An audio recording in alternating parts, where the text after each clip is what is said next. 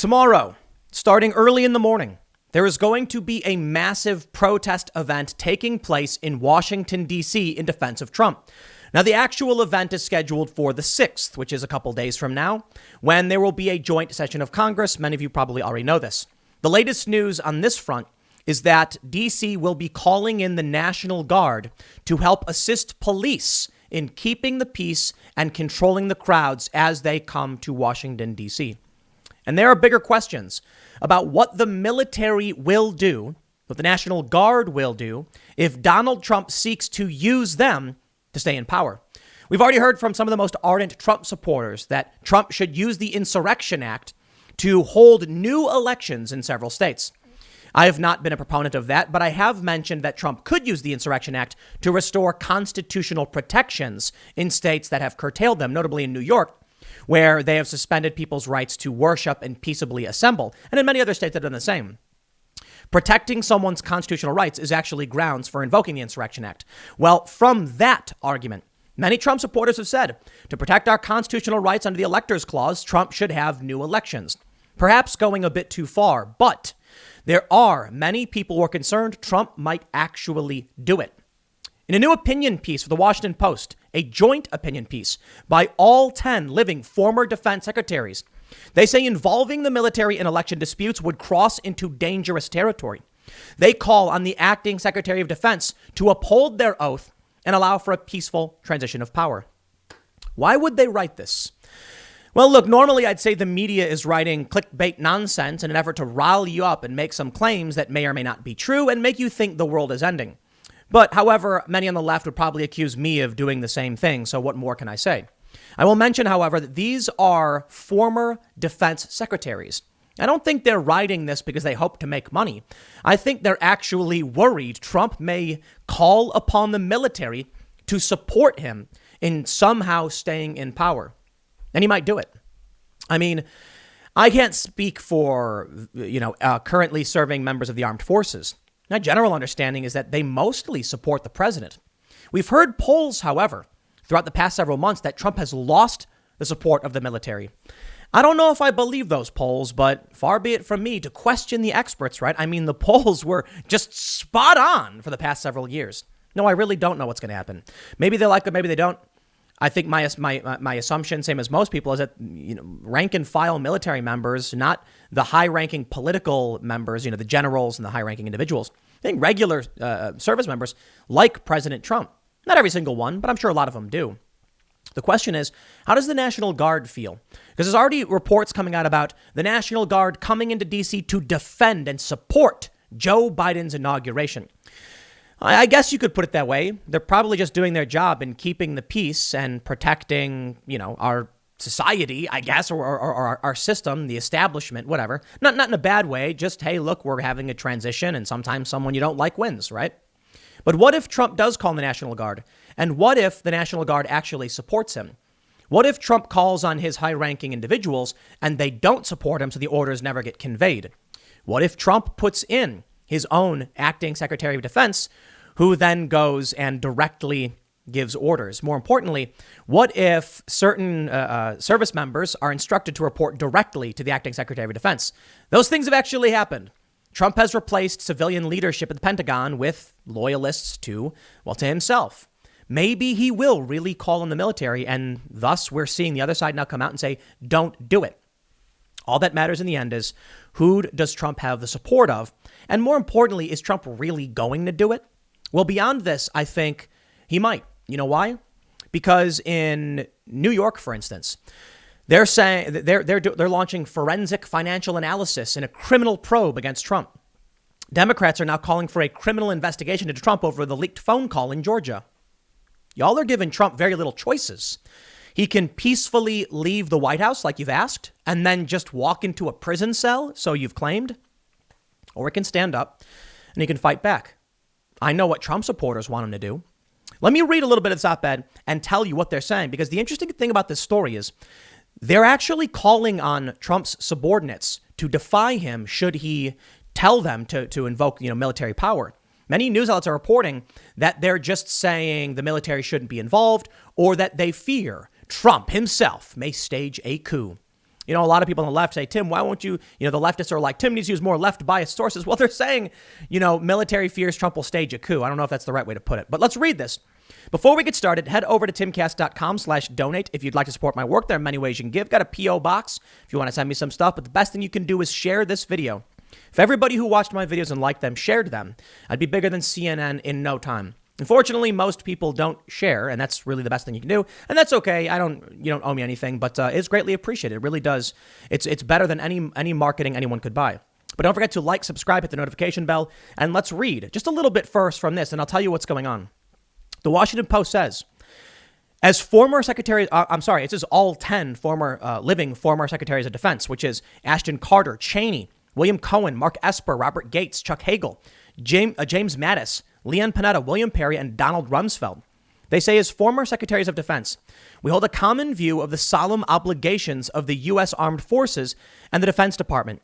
Each of us swore an oath to support and defend the Constitution against all enemies, foreign and domestic. We did not swear it to an individual or a party.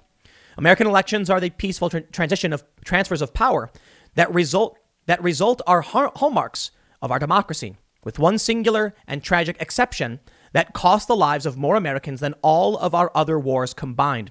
The United States has an unbroken record of such transitions since 1789, including in times of partisan strife, war, epidemics, and economic depression. This year should be no exception. Fascinating that they've invoked the Civil War in this conversation. They go on to mention that other elections have occurred, recounts and audits have been conducted, and they push the establishment line. The courts have found nothing. The results have been certified. But they haven't actually answered any of these questions. When you listen to that leaked phone call from the Washington Post between Trump and Brad Raffensperger, in Georgia, they acknowledge, first of all, there were 2 dead voters. I would like to have that answered for. Can you give me some clarity? I mean, 2 isn't a big number, right? It's kind of concerning. But they don't explain why the other numbers from Trump's lawsuits are irrelevant, which includes thousands more, so they claim. They don't explain how they know that people who changed their addresses moved back into the state. They provided no evidence to that. The claim is there, the evidence supports Trump, and they've provided nothing to counter that. And now, these 10 former secretaries of defense are repeating the same lines.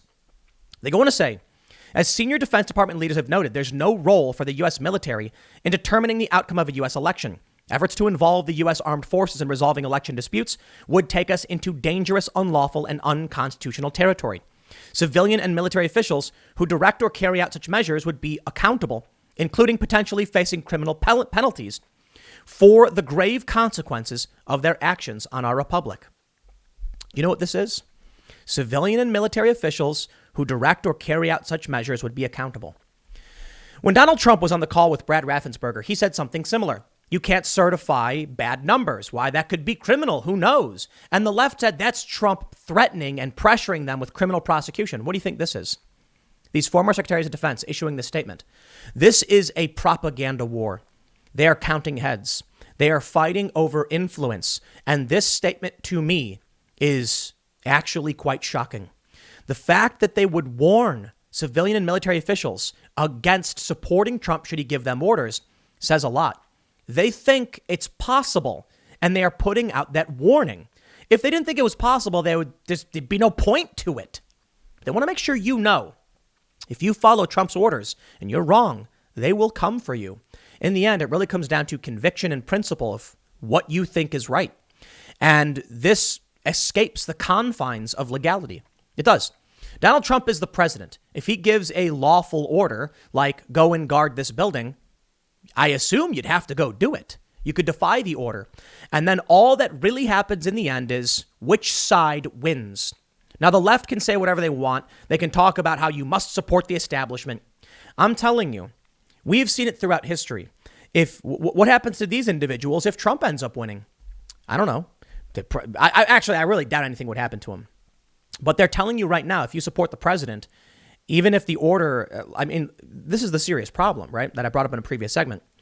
What if you get an order as a National Guardsman and it's just an innocuous order? Like, we need you to form a perimeter around this place to prevent protesters from getting in. But then it turns out that order is actually you providing cover for someone to go in and destroy documents or something. Then they're going to claim you were in on it when you were just following a boring, normal order. You see how that works? That's where things get crazy. They go on to mention transitions, blah, blah, blah. But here's what they say. They say Acting Defense Secretary Christopher C. Miller and his subordinates are each bound by oath, law, and precedent to facilitate the entry into office of the incoming administration.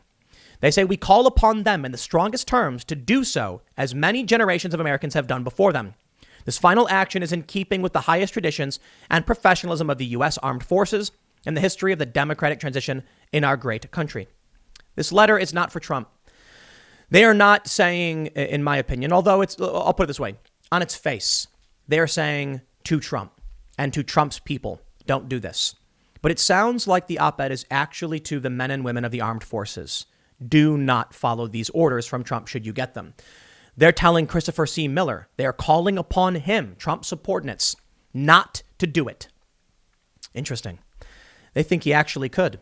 Well, over at Military Times, they say the military would put down Michael Flynn's proposed insurrection.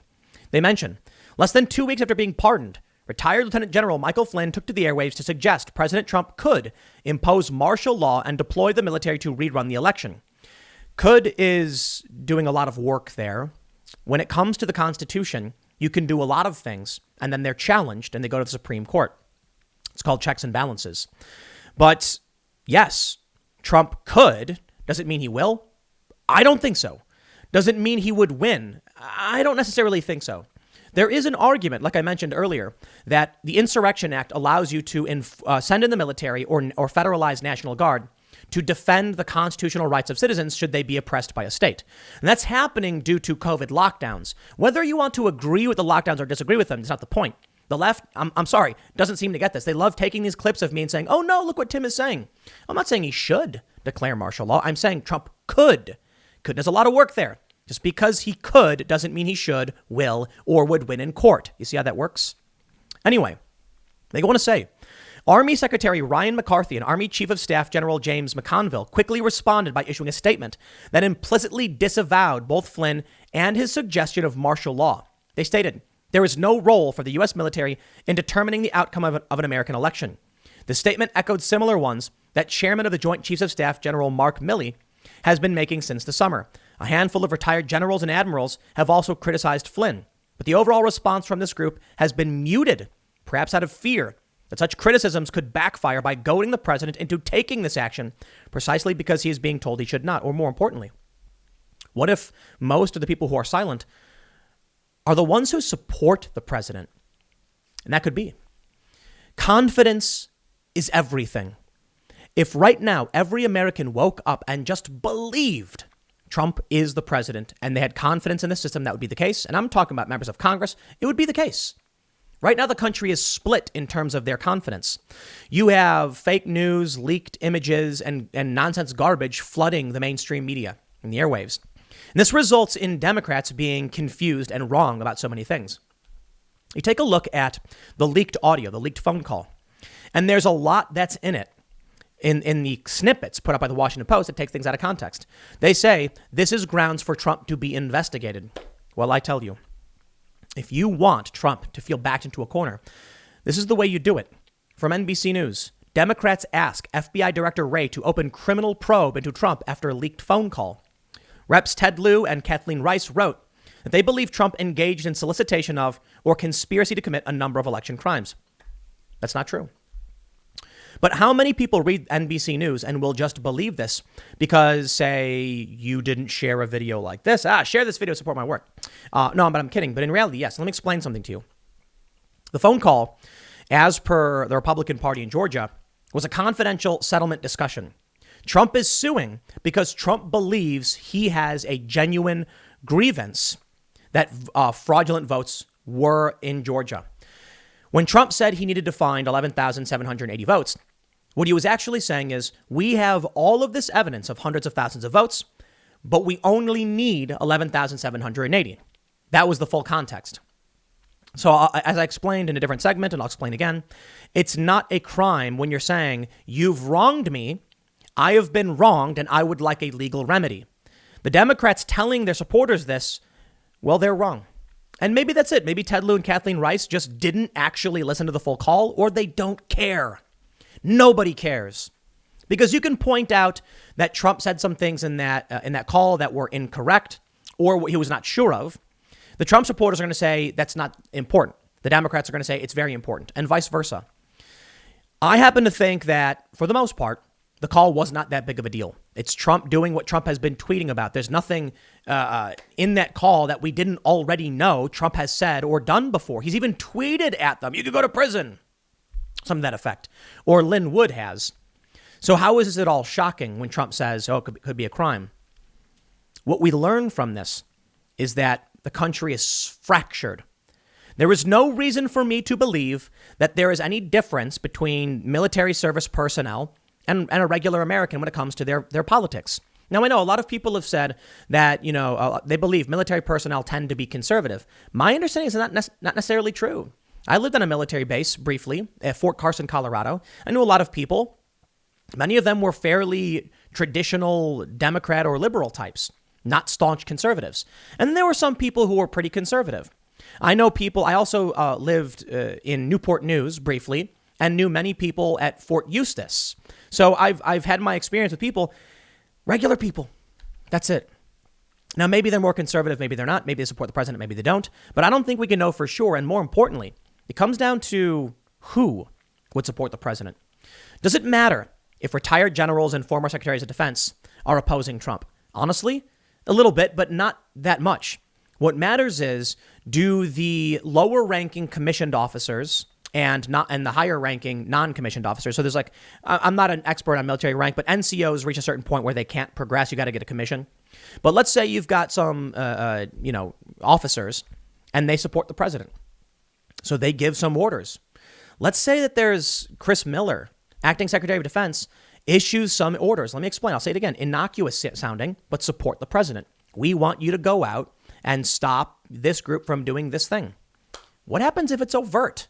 What happens if Joe Biden's to be sworn and the National Guard says no? Here's what we're seeing now. D.C. National Guard to respond to pro-Trump protests this week.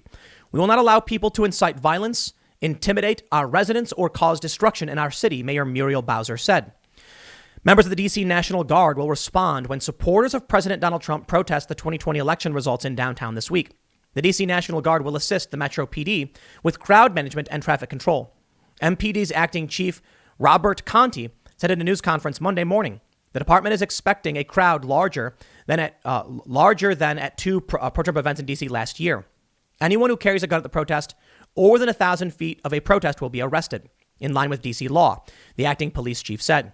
Police posted signs this weekend at Freedom Plaza, so many people know this. But let me tell you something. They think it's going to be bigger. What happens if all the Trump supporters show up, and there's a million of them? Many of them have guns. The National Guard are blocking roads and supporting the police. What happens if if Trump comes out and Chris Miller of the Pentagon issues an order to the National Guard in D.C. to pull back? That's it. We got too many people. We're going to pull you guys back. That's it. What if they just tell the National Guard, you've been ordered to leave? Are they going to defy that order? Are they going to stay? What happens if some ranking individual who supports Biden gives them contradictory orders? You see how this could become problematic? Trump's still president. Trump can still give these orders. And my understanding, D.C. is a federal jurisdiction, so the National Guard and the police there technically should be following the orders of Trump. I'm not entirely sure how it would work with the police. My understanding is that he does have military police and as such in federal jurisdiction. He should have authority over. What if they defy him? What if they say we won't take orders from the president anymore? What if they say we choose to ignore the president? What will Trump supporters do? You can argue that Trump has lost the election and that he should not use the military. But what if before Trump is actually out of office, within 2 weeks, he no longer can command the armed forces? And then we see a fracturing of executive authority. Honestly, don't know. I'm just saying. How will Trump supporters react seeing the military defy lawful and legal orders from the commander in chief? I don't know. I'm just saying it's possible and would be interesting. More importantly, the National Guard is going to be on the ground for Joe Biden's inauguration. And they say thousands of National Guard troops prepare to support Biden's inauguration. I like how they say prepare to support. I'm sure they're just being ordered to stand guard, and they're doing it because they're serving the country and DC and where they live and things like that. And that's honorable. The question I have now is whether or not they're there to support the president, the police or otherwise. We know that many police and military will just follow orders, and they won't think twice. This is what people need to really understand about what it means to be just following orders. I remember asking somebody in the military, if you were ordered to fire on a child, would you do it? And a lot of people I know I got varying answers. Some said absolutely not. And then others pointed out that in places like Iraq and Afghanistan, they actually use kids for this reason, and that if you're given an order, you take it. However, killing a kid may be illegal and you may be killing a civilian, so typically they won't do it. That's my understanding. They wouldn't. But some people actually told me they would, and they said it depends on the context, depends on the conflict. If you've got a report that, kids are being strapped with bombs or stuff, they actually, my understanding is they just keep going. They don't stop for them because the kids might be, strapped to be like comic. It's horrifying stuff. It's horrifying stuff. But outside of like that question, and the reason I bring it up is it's obvious and it's extreme. Like, what person is going to actually like, I got no problem with this? No, most people are going to be like, dude, and they're going to have to take serious issue with it, right? But some people pointed out you can get an order from someone, and you don't know what the full context is. You just trust your commanding officers, and if the order itself is not on its face crazy, you would do it. Like if you saw someone with a weapon running towards a group of people and they ordered you to stop the guy, you probably would stop the guy. But like I mentioned earlier, what happens when those orders are just innocuous? They'll probably just do it. And that's the important thing here. What if Trump gives or someone gives the National Guard orders pertaining to Biden's inauguration, which weakens security? What happens if they order them to do something which actually stops Joe Biden? You see the interesting conundrum here. Trump is still the president. Should they defy him? You can call it a lame duck or not. That's the important issue. And it's going to come down to it may come down to Trump giving an order or someone giving an order. And these guards, having read this op-ed from the Washington Post, fear they could get criminally prosecuted by the incoming administration. And then they just do nothing. And what if it's a legitimate order? What if there's a real threat? You need to understand that when it comes down to anything, we are human beings, not computers. So they're warning these former secretaries of defense, you'll be criminally prosecuted if you do the wrong thing. Well, what's the wrong thing? You don't know for sure.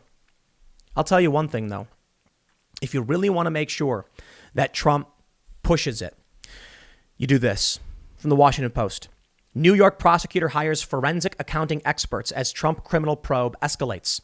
This story from just December 29th, only about a week ago. They say, District Attorney Cyrus R. Vance Jr. opened the investigation into 2018 to examine alleged hush money payments made to two women who, during Trump's first campaign, claimed to have had affairs with him years earlier. The probe has since expanded and now includes the Trump organization's activities more broadly. They're going after Trump because they hate him, and we know this. Now, many people say they're not going to arrest Trump. Biden has said, blah, blah, blah. Biden has said, blah, blah, blah. These are state level charges. Trump is looking at leaving office and having zealots in blue states go after him. Should Trump believe that his life is in danger, he has nothing to lose. Now, you might think Trump is the best guy in the world or the worst guy in the world, or you might just think he's not that bad, right? Typically where I'm at, these people are nuts. Trump's not that bad. I don't think he's the God Emperor. It's a funny joke, but you're not that bad. But do I think Trump will fight for self-preservation? Oh, absolutely. I don't think Trump's the kind of guy to be sitting there saying, man, the country's on the verge of falling apart. I better just let them arrest me and put me in prison because I don't want the country to be in strife. No, I think Trump's the kind of guy to be like, Joe Biden is crooked. They're not going to lock me up. I'll lock them up. Guards, and calling out those who would support him. Trump has called on supporters to be in D.C. The National Guard is going to be deployed to protect the city and work with police. To what extent is Trump willing to go? I don't know. I don't. But I know that he's facing likely, he's currently facing criminal probes, and boy, do these states want to go after him. And that to me is why it's interesting when you go back to the Washington Post article, how they bring up the Civil War in their opening, I believe, second paragraph, mentioning the one time in history things didn't go as planned.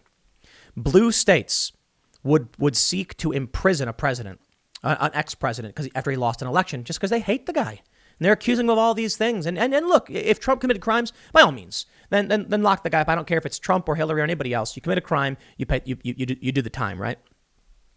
But going after Trump from blue states, not red states, is interesting. I mean, Florida could go after him. They're not. It shows you it's political, either because Trump's allies defend him or because Trump's enemies attack him. That's where we're at. The blue states and the red states are in a legal war, a propaganda war, a culture war. At what point does the talking stop? What do you think would happen if they actually arrest Trump? What do you think Trump supporters would do? I mean, they'd lose it. There's talk that Trump will run again in 2024 if he doesn't find some way to actually stay in power. Even Trump himself is on video saying, we're trying really hard to keep it, but if not, I'll see you in 2024. So even Trump has said to donors at a party, I think it was donors, that he's going to try and stay, but if not, he'll run again.